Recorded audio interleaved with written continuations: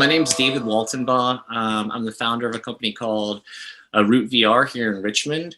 I was noticing in the description of this event, it said that I'm a native Richmonder. I felt a little bit bad. There's a little bit of a fib. I moved here when I was 4, but I've been here for more than 30 years now. So I consider Richmond to be my home. So first and foremost, at the right up front at talks like this, I like to kind of give the disclaimer that I am not a psychologist. I'm not a clinician or a therapist, but rather my experience with mental health, I like to say, comes from being on the other side of the couch, so to speak. So when I was 17 years old, I was diagnosed with generalized anxiety and major depression. And I have managed those and other aspects of my mental health for the entirety of my adult life. I did not, if someone had told me 15 years ago that I would be presenting on mental health and new technologies for mental health to an audience for the Science Museum of Virginia, I might have recommended that they seek an evaluation. And I say that lovingly because I am a major advocate of counseling and therapy. But it's been a really interesting and amazing journey. So I actually went to school for business, worked in investments for a number of years, for more than a decade. And I was, but as I have gotten older and gotten more comfortable with the management of my own mental health, and started to share more openly about my personal experiences, the experiences that my family have gone through, and kind of walking with me on my mental health journey, I started to realize that just through kind of openness and advocacy and sharing my story, people were telling me that it was helpful, and so I became really personally interested in using my journey with mental health in an effort to help advocate and help others kind of find community and even hope in some cases, but never really anticipated that I would have an opportunity to work in the field, just not being a psychologist. And that was until about 5 or 6 years ago when I discovered some of what was being done sort of on the cutting edge frontier of applications of virtual reality technology for mental health.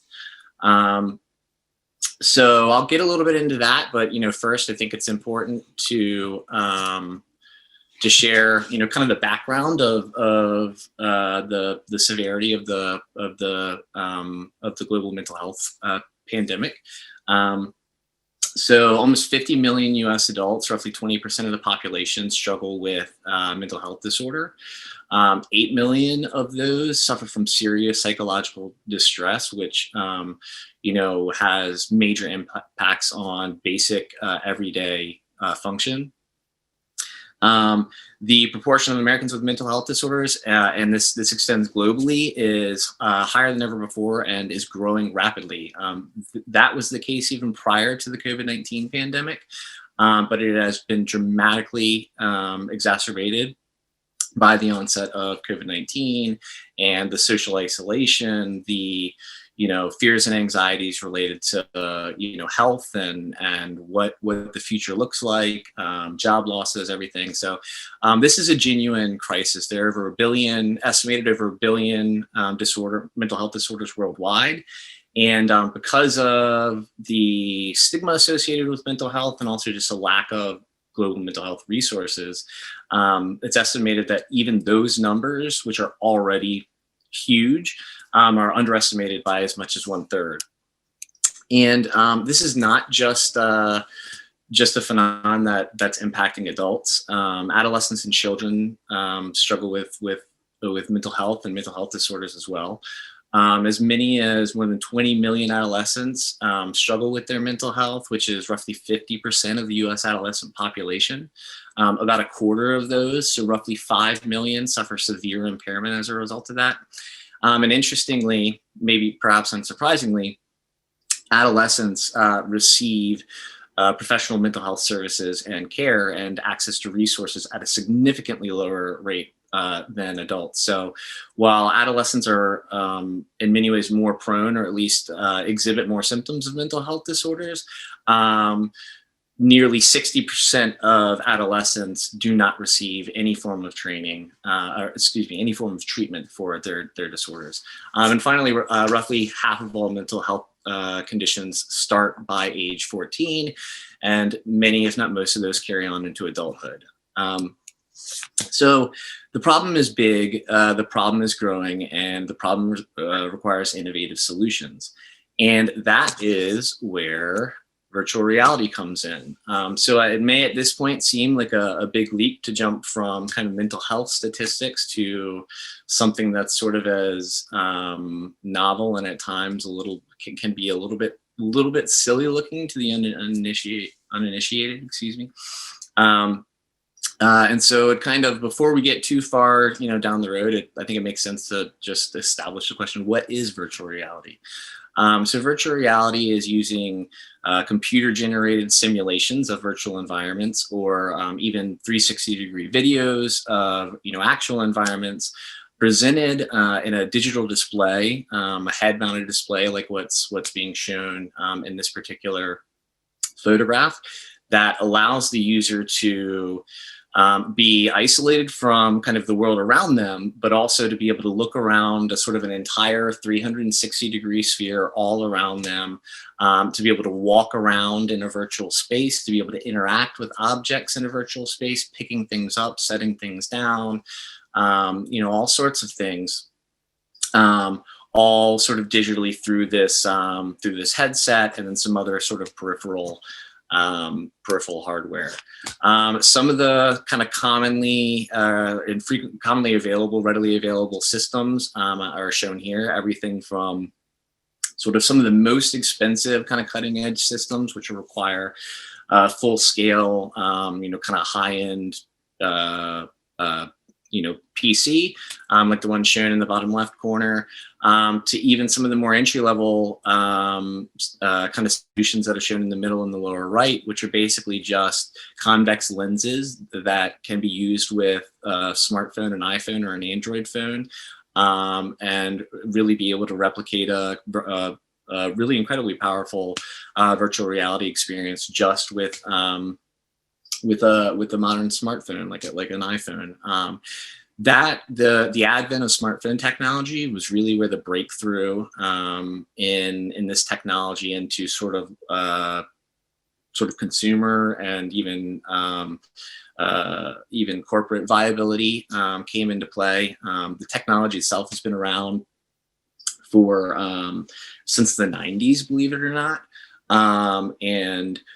But it wasn't until the smartphone came around, the advent of the smartphone, that the technology, both on the processing side and also the display side, was crammed into a small enough form factor at a low enough price point that it became possible to reasonably start building out headsets that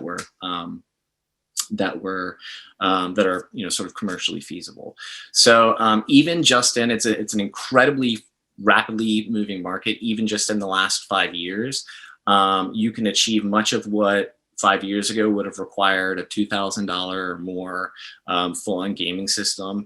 It's amazing how much of that can now be replicated in some of these off-the-shelf systems, like the one that's shown here in the upper right, for under $300. So it's evolving incredibly rapidly. The quality is getting better every day.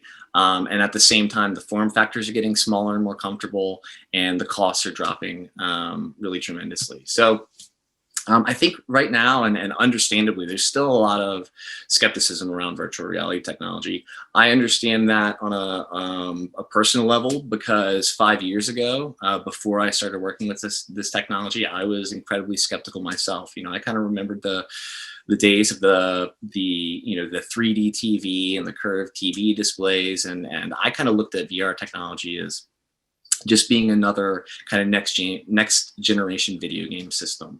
And for a long time, even being sort of a little little bit of a tech geek, more than a little bit, being a tech geek myself, I was skeptical and hesitant to really embrace the technology.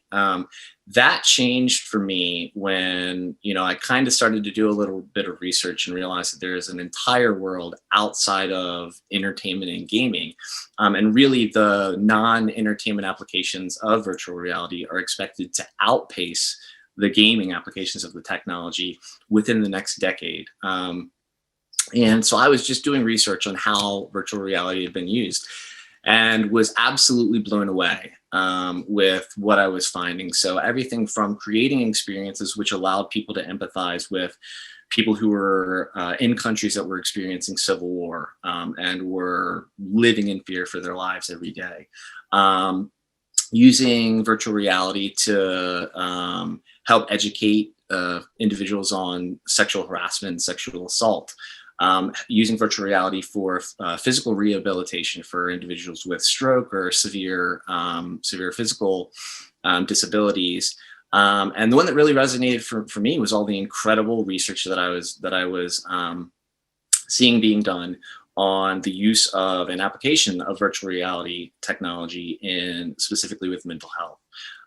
So I'll talk through some of the examples of some of the applications, how the technology is being leveraged in mental health.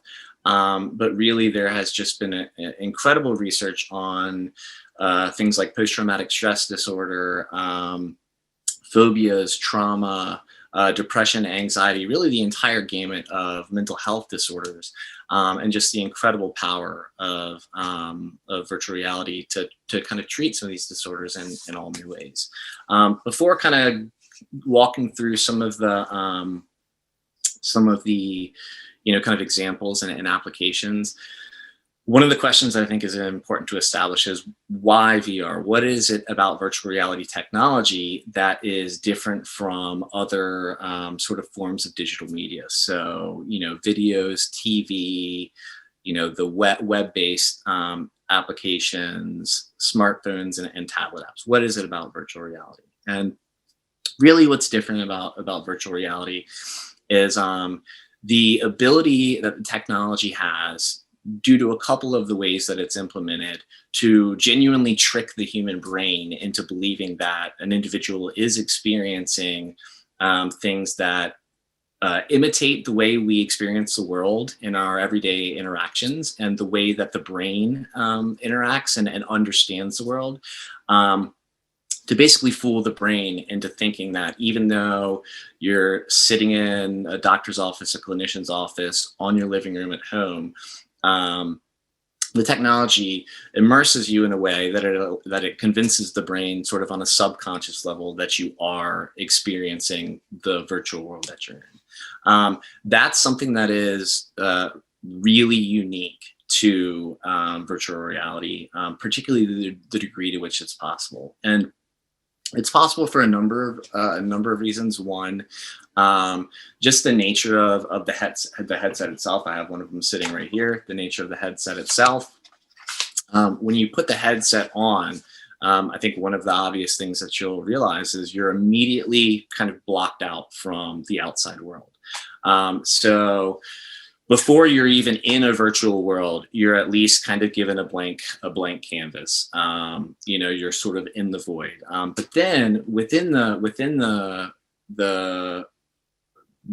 any given experience, any world with any degree of realism or fantasy can be created and presented in a way that provides with sort of 3D, kind of stereoscopic 3D that makes objects look like you can reach out and grab them, and kind of plays with the brain's visual perception, using things like spatial audio, which is basically a technique of kind of reverse engineering the way the human brain makes sense of sort of directionality of sound, and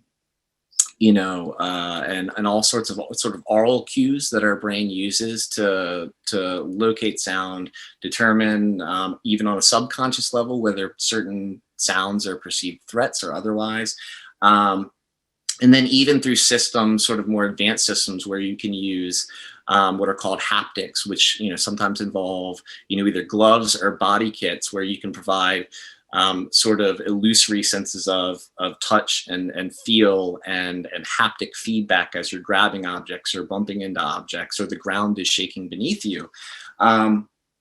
You can create experiences that really are so similar, even experiences that don't look particularly realistic, like photorealistic. There's the technology sort of poses an uncanny opportunity to fool the human brain to believe that it is where it is. So that idea of immersion, and it's sometimes called embodiment, is particularly effective in things like invoking empathy. It's also very important in learning. So there, recent research on learning, the way we learn things, the way we retain information, suggests that we learn better through experience rather than through reading or sort of traditional rote education. So the extent to which you're able to put people in a situation that they feel like they're actually experiencing it, they learn things better, faster, and retain the information for longer. Again, the novelty and the interactivity just makes people more prone to want to use it. And I really like this quote over here from Chris Milk, who's a incredibly talented VR filmmaker. He says, VR connects humans to other humans in a profound way that I've never seen before in any other form of media. It can change people's perception of each other, and that's how I think virtual reality has the potential to change the world. So really, just sort of in summary, through the sensory immersion and the embodiment that's inherent in the immersive experience, that generates the illusion of presence, the sense that we're actually experiencing the things that we're being presented.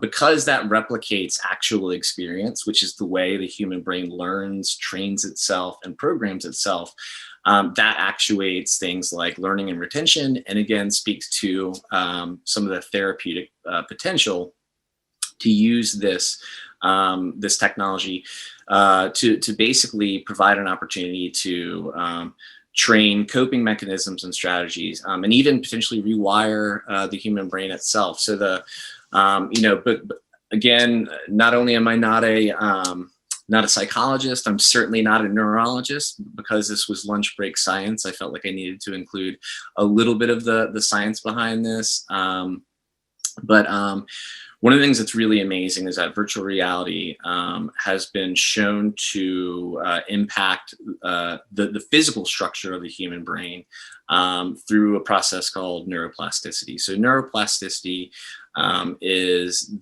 basically the ability of the neural networks in the brain to form, change, and grow, reorganize. So neuroplasticity is really the way that our brain and our synapses and neurons establish and process memories, establish learning, and it underlies a lot of the emotional and physiological responses, and then the link between an emotional response and the subsequent physiological response that might be associated with that emotion, or vice versa, the physiological sense that may induce a particular emotion. So virtual reality, one of the things that is really the most exciting to me about a technology is that, I think some people think that virtual reality in and of itself is maybe a distraction mechanism, and is maybe sort of purely a kind of traditional digital media tool. But the research has shown that because of some of the innate features of immersion and embodiment, it actually has the ability to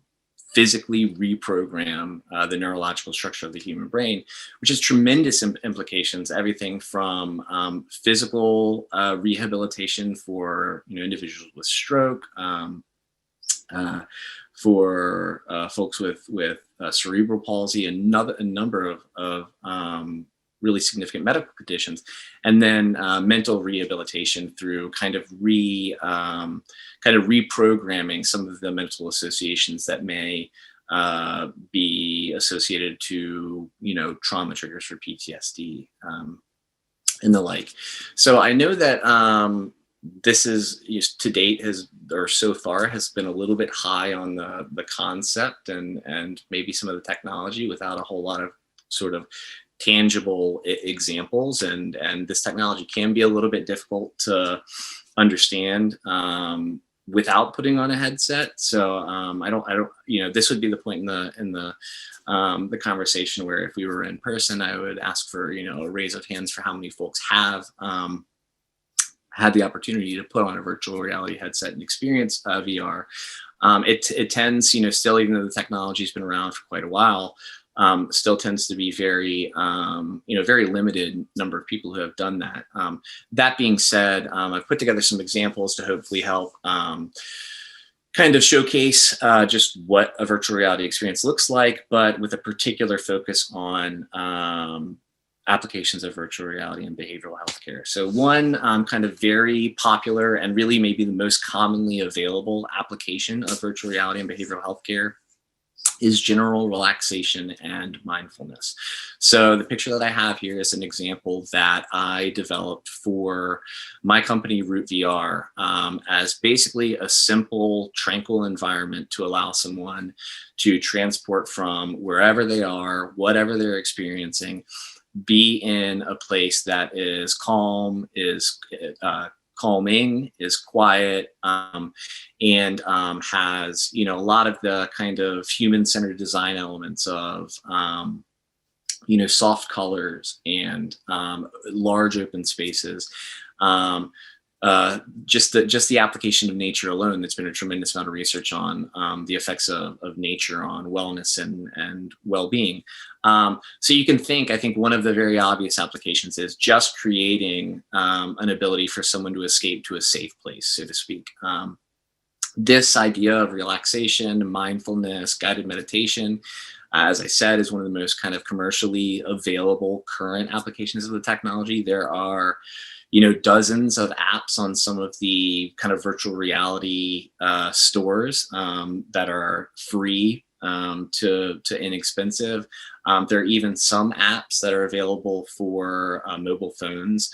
I guess a little self-plug, we have a Root VR app that has one of the experiences that we've developed as a guided mindfulness experience, guided imagery experience that's available on the Apple Store for iPhones, that is sort of a visual or kind of auditory relaxation experience, but it can also be turned sideways and put into sort of a cardboard VR headset and used in a virtual reality context, from home for free with something as simple as basically a piece of cardboard and an iPhone. Another one of the early applications of virtual reality and behavioral health that's been researched for quite a long time is the application of phobias. So here you see, some common phobias. A lot of us, myself included, get mildly to severely uncomfortable in taking trips to the dentist. It's a weird and can be uncomfortable experience. In the upper right, I've had people ask me before if this was representative of a phobia of cats. It's actually not.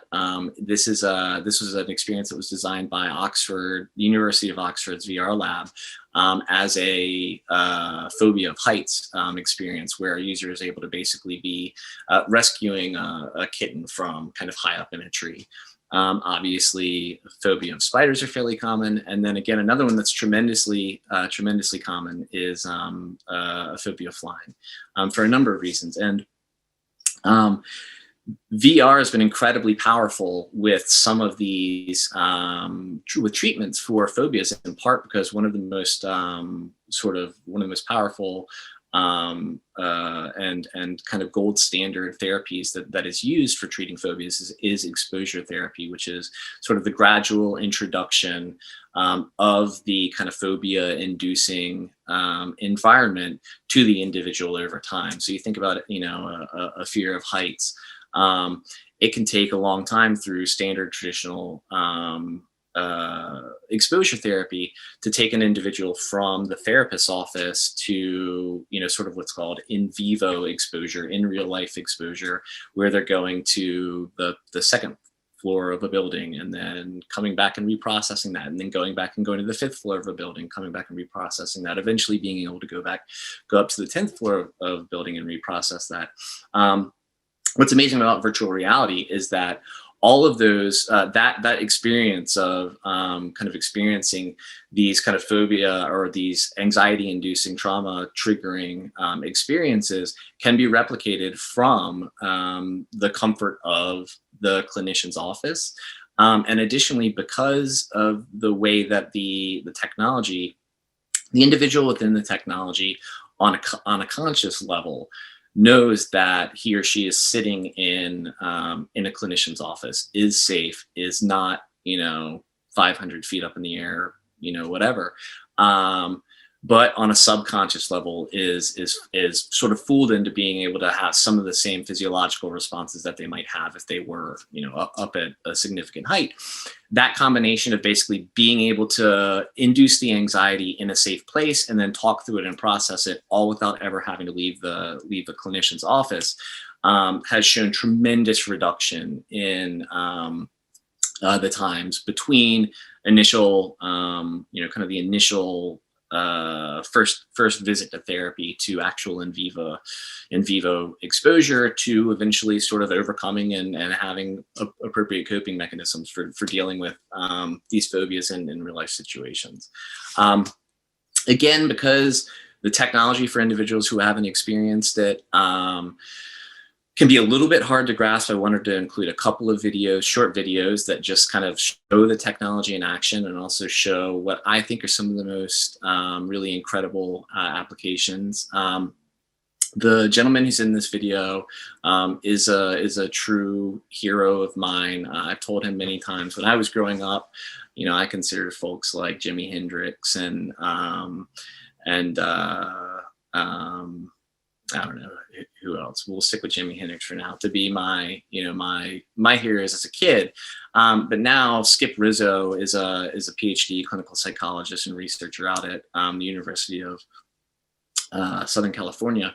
He has been doing research in this field, clinical applications of virtual reality, particularly with post-traumatic stress and autism spectrum. That's just really, really, he is really a true innovator and one of the originals in this field. He's also just a great guy. And this is a video where Skip talks a little bit about how some of the research that he's done at USC is being used to work with combat veterans who are experiencing post-traumatic stress from combat, but also to helping individuals with autism spectrum disorder. Unfortunately, for whatever reason, this video was giving me this problem periodically this morning, but I'll just jump through and kind of show some screen grabs. But a lot of what Skip's work has been recreating scenarios, working with individuals who have experienced traumatic events in wartime combat scenarios, and sort of relying on the principles of exposure therapy, working with these individuals and recreating some of the environments and the experiences that individuals that may have originally invoked some of the traumas. And which sounds a little bit counterintuitive, kind of re-exposing people to situations that may have created the trauma to begin with. But what's really amazing is that by being able to do this in a safe place with the assistance of, a trained expert clinical psychologist, many of the, there are certain things that the human brain does after experiencing a traumatic event to block off certain memories and sort of a self-preservation mechanism. Virtual reality technology and using them in these particular, safe clinical environments allows individuals to re-access some of these experiences and walk through them, work through them, process them, and finally begin to understand, the specifics about what it was that was the source of the trauma, why it was the source of the trauma and the lingering trauma. And the results on working with combat veterans with PTSD have been really, really phenomenal, taking individuals who are basically either bedridden or afraid to leave their house, and within 12 to 18 months, allowing them to return to just a normal everyday life. There's been also, with the aging of the U.S. Population, there's been a lot of interest in mental health and just general wellness of seniors. And there's been, again, have just been some really wonderful breakthroughs in utilizing VR technology for individuals with degenerative conditions, including dementia and Alzheimer's. So this is a really a video that I really like, because my recollection from the story is that the woman who is shown with this has fairly severe, either I believe dementia, generally sort of on a kind of baseline level, is fairly agitated, has difficulty communicating, has difficulty interacting with other people. And in the very beginning of the video, you can kind of get a sense of that as they're kind of sitting her down in the chair. You can sense a degree of agitation. What's really amazing is really the second that they put the headset on her, her demeanor completely changes. She starts to become conversational. You can see, both from a physical perspective, but also just from the way she's just talking through the experience, that she is calmer and less agitated. And eventually at one point, she's even just singing songs and having a good time. So this is a feel-good video to me. Oh my God! You're all right, you're safe. Oh my God! Right. Oh my God! Shush, shush, shush. Oh! Goodness. Oh! All right, you can go Open your eyes, to Shireen for a minute and we'll do you after, Graham. Yeah. Open your eyes, Graham. Oh, look at it! See Yeah. the beautiful city. Lean your head forward. Oh! You see where you are? Yes, I can. Where are you? I'm at the sea. That's it. Oh! Move your head around, Mary.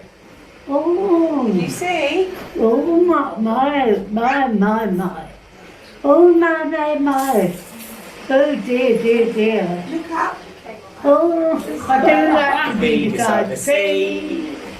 I do like to be on the whole gold boat and the whole gold boat, go, whole gold. So that's one that I really enjoyed to show. I think it's incredibly relevant, becoming more relevant every day, and in general, I think one that audiences can appreciate. And then again, just because of my personal experience with adolescent anxiety, adolescent depression, my company Root VR I established with the goal of building a platform of therapy tools specifically to support adolescent mental health. I wanted to include one example that shows that this is a technology that can be incredibly powerful with youth and adolescent populations, in particular because as we think about, we refer to some of the kind of upcoming generations as digital natives. Adolescents and youth are accessing and using technology on a daily basis from a very, very young age, and really, tend to, in some ways, just kind of live in a digital or at least highly connected world already. So there's an incredibly powerful opportunity to use a technology like virtual reality to meet adolescents where they are already living, playing, interacting, so to speak, kind of meet them on their level and engage them in the types of experiences that they're used to using in sort of really powerful new ways. So this is one of my favorite personal experiences, VR experiences that I love to show here, just because it's incredibly well done. Also, anyone who has had young children has gone through the vaccination process, whether it's the annual flu vaccination, or now this is even incredibly relevant today as COVID-19 vaccinations start to roll out. Many, if not most of us, have probably experienced the process of going through the vaccination process with young kids. I was terrified of vaccinations and needles as a child. Went through the anxiety and the routine with my daughters as a child. This is really incredible and a really incredible example of both anxiety and pain management for a process for a problem that is just such a common occurrence and can really make a variety of healthcare procedures vastly more tolerable for children. I do have a warning here. It does depict a vaccination, so there is a needle. And I think I kind of skipped forward past the children being in distress. But I want to point that out. If you're not a fan of needles, you can turn the screen off, look away, whatever you need to do. It's very quick, but this is just a really beautifully done experience. The VR vaccine is an immersive adventure where the children become a hero about to receive a powerful shield. Tudo bem, Luigi? Você gosta de super-herói? To make it work, we need one VR gear, one smartphone for the children, one for the nurse, and the VR vaccine app.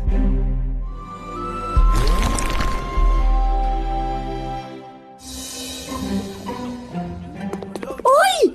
Você voltou! Você voltou! And what the children experience in the virtual world is matched step by step by the nurse that follows the story on a second screen. Pronto. Agora o fruto de fogo. Mas ó, vamos lá. Bem rapidinho. Peraí. All simultaneously calming and entertaining children while helping the nurses to better perform the vaccination. Funciona! Obrigada! Caramba, filho, o que você achou disso? Legal. É a primeira vez que eu vejo, em 15 anos da minha atuação profissional com vacinas, que a realidade virtual pode transferir a dor em entretenimento. Ele chorou em todas que ele tomou desde que ele nasceu. E dessa vez não. Até achei que ele ia dar um showzinho aqui hoje. Porque quando eu era pequena tinha medo, mas agora não tem mais não. The day with no more crying in the vaccination room is closer than we think. So yeah, I love that example. Unfortunately, I had nothing to do with any of these examples personally that I've shown so far today.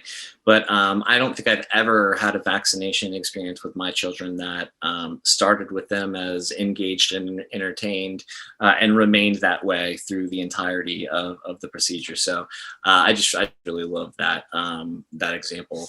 And then finally, one of the I'm not gonna show it. I'm gonna spare everyone the video of me engaging in teletherapy with my therapist. One of the applications that I'm kind of most excited about the future of the technology is the ability for virtual reality technology to be used in a remote therapy or telehealth perspective. So when I first started my company, I was thinking about the opportunities in remote therapy as being something that were 10 years or more out, just with the pace of kind of technological advance in healthcare and regulation. COVID-19 really rapidly changed that. In fact, I was amazed at how quickly that changed because therapists who are conducting, sort of in-person, face-to-face therapy were immediately unable to conduct that therapy, and individuals were immediately cut off from the therapy, which a lot of them really, really needed. And so what ended up being a result is that regulation that probably would have taken a decade or more to get passed during sort of a kind of regular progression was sped up incredibly fast, so that things like reimbursable healthcare reimbursement for teletherapy, remote therapy, is now just sort of a common practice. And really, now that we've entered this virtual kind of this new virtual world that we're living in, it's likely that teletherapy and telehealth in general is here to stay for a really long time. So one of the things that's really exciting about virtual reality from a teletherapy perspective is that it provides an ability for an individual anywhere in the world to be able to connect with a psychologist anywhere in the world. So you can think about applications for providing psychological resources to developing nations that just do not have psychological and mental healthcare resources.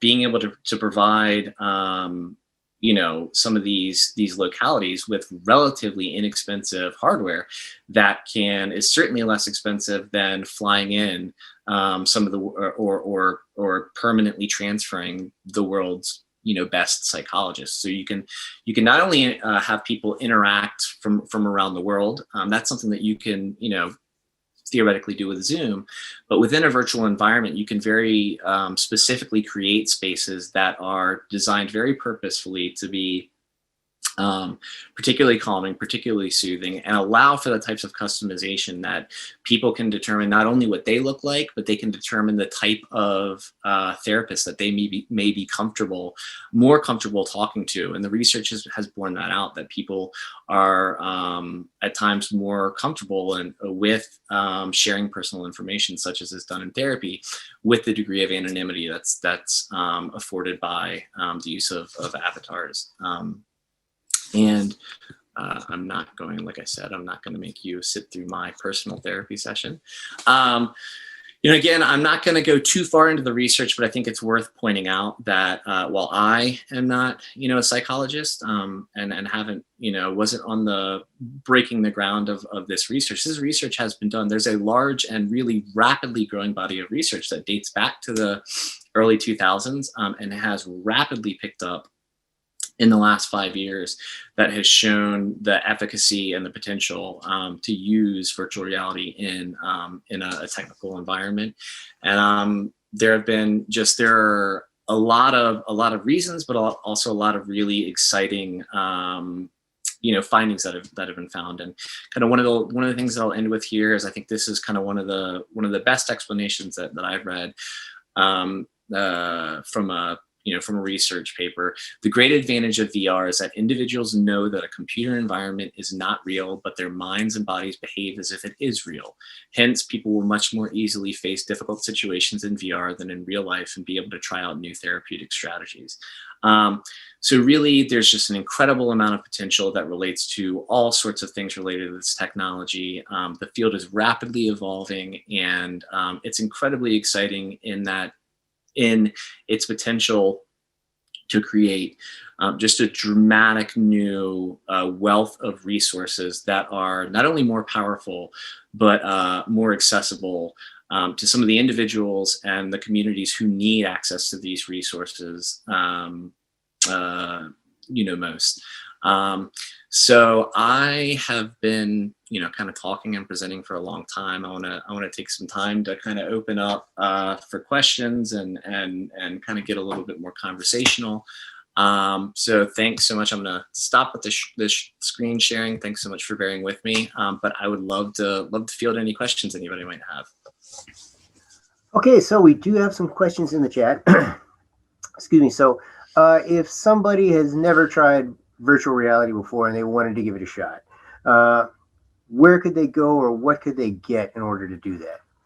Sure. Yeah, that's a great question. And that to date is, even though, the technology is gaining speed, that to date has been the single biggest challenge, the availability and the accessibility. I would say the easiest way and the way that, I was first introduced to the technology was through what was called Google Cardboard, but now is just generally called Cardboard VR headsets. They literally, you can literally for $5 go onto Amazon or anywhere else and get a headset that basically you can use your phone, go somewhere like YouTube. YouTube has a lot of VR experiences. Put your phone in and experience it. And then there's some more that are a little bit more comfortable, a little bit better experiences like this one. It's the same thing. I think these run between $30 and $50. A little bit more comfortable. You can slide your phone in. So those are options where you can kind of use some of your own kind of readily available hardware. there are a number of solutions that really are not today not terribly inexpensive, but are a lot less expensive than they were, even 3 years ago. Facebook owns a company called Oculus. Facebook is kind of probably the biggest player in this field. The Oculus Quest 2, this headset is the most, probably the most popular and also the most powerful for the form factor. That runs at about $299. Again, not terribly inexpensive, but it's incredible what is possible for $299. And then lastly, there are a handful of people in the area who kind of have these technologies. I'm a member of an organization called XR Virginia that is working to really start to kind of proliferate the access to this technology, but also industry in creating for this technology here in Virginia. We're based in Richmond. And so you can reach out to me personally, individually. You can reach out to XR Virginia and keep an eye out for some of the events where it's been a little bit limited by COVID. The ability to be able to kind of share the headsets has been limited by COVID, but there are some fairly frequent opportunities to kind of get somewhere and try a headset on. And with XR Virginia, our original goal, it was disrupted by COVID-19, but our original goal was to have a large expo this past summer with the primary goal of just getting people to put headsets on, because I think that's the single most powerful thing for people to really be able to understand the technology. So don't know when that will happen, but hopefully will happen soon, and more of those opportunities will be coming to fruition as we start to kind of move through the pandemic. Okay. And what about on the software side of that? I mean, what kind of apps are out there for this sort of thing? Yeah, so I would say it kind of breaks down into two categories. So a lot of the commercially available headsets, like the Oculus, you can pick up on Amazon, you can pick it up at Best Buy. They operate very, very similarly to, say, like the Apple App Store, where you put on the headset, you go, there's an app store, and there are by now probably thousands of apps. Really a surprising amount of really incredible free apps. A lot of the apps, run in the $2 to less than $5 range. Some of the more expensive apps for some of these mobile systems, may run $9.99, but there are literally thousands of apps that are available. Many really amazing ones for free. Also, like I said, for some of the mobile kind of solutions, if you just kind of want to get a feel for it, you can go to Google and just look for 360 videos or VR. You can actually do those from your phone. And then again, the app stores for phones do have some of these kind of available phone-based VR apps. Now, as far as kind of mental health applications go, those kind of fall into two categories. So there are a number of wellness and mindfulness applications that are readily available on some of these app stores. A lot more of the I'd say more kind of clinical experiences are sort of being rolled out more professionally through clinical networks, mental health organizations.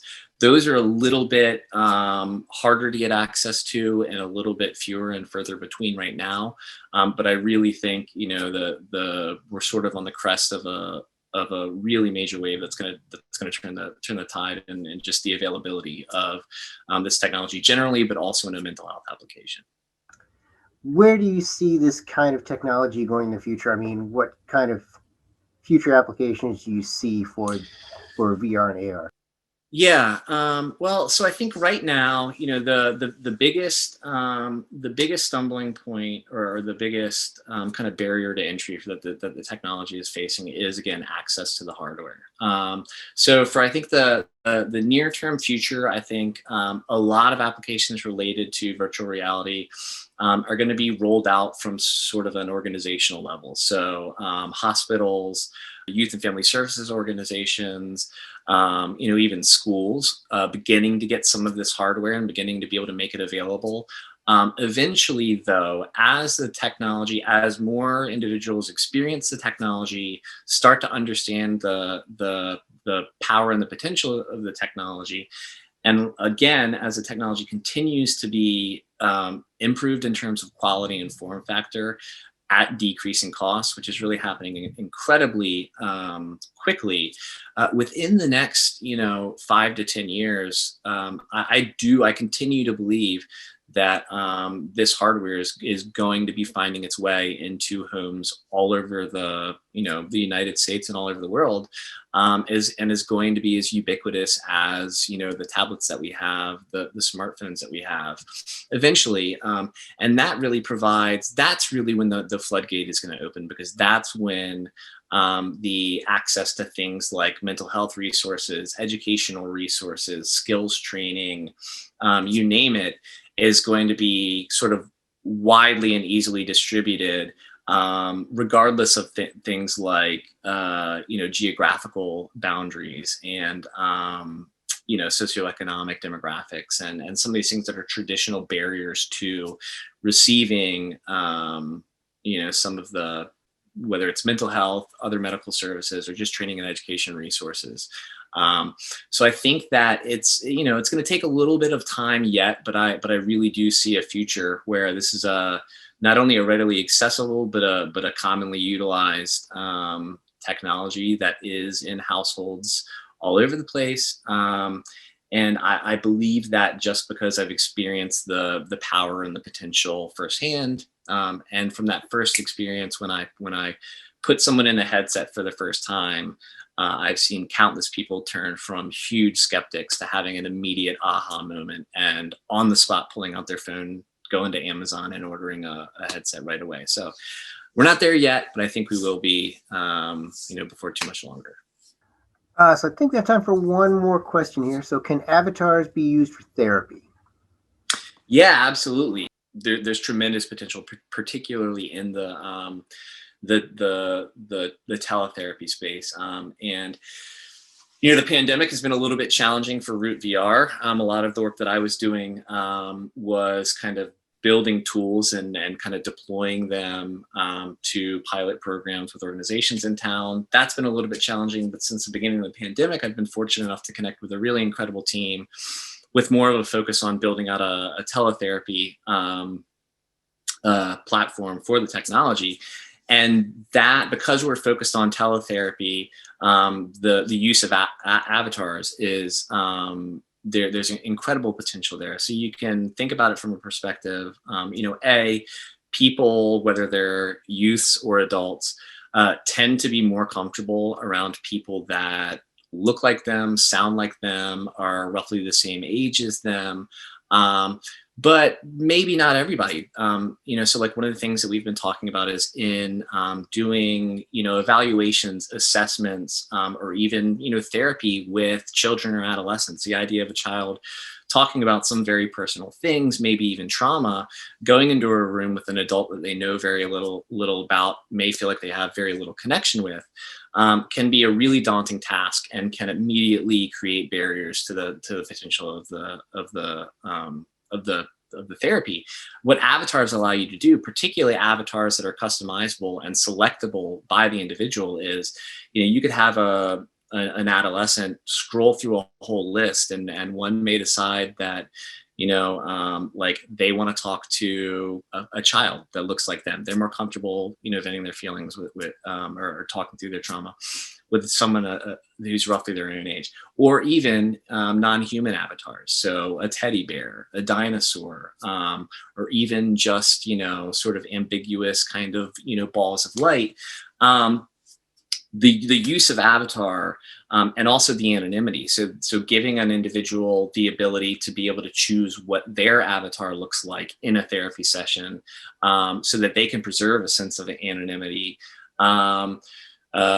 has really tremendous impacts. And the team that I'm working with on this new effort has done research that has shown that, in working with virtual reality and in working with avatars, individuals who have experienced some really, really awful traumas are able to open up way more, be way more, sort of venture way deeper into very personal areas in a therapy session, and a lot of other advantages than they otherwise would, sort of on average in a traditional face-to-face or even Zoom-based therapy session. So avatars really provide, through that sense of anonymity and that sense of creating a safe environment, but also a safe counterpart to have the conversation with, offer just a tremendous amount of potential. All right, great. So it looks like we're out of time for today. Thanks very much, Mr. David Waltenbaugh, for being here today. Great presentation. Thank you for joining us. Thanks to all of our guests for being here and helping us discover more about our world. Please join us next week on Wednesday, March 24th at noon for the Science of Compassion, which will be presented by Dr. Chris Cook, Dean of the Cormier Honors College for Citizen Scholars and Professor of Political Science at Longwood University. You can register for next week's talk at smv.org. Each talk is free to attend and is open to the first 300 registrants.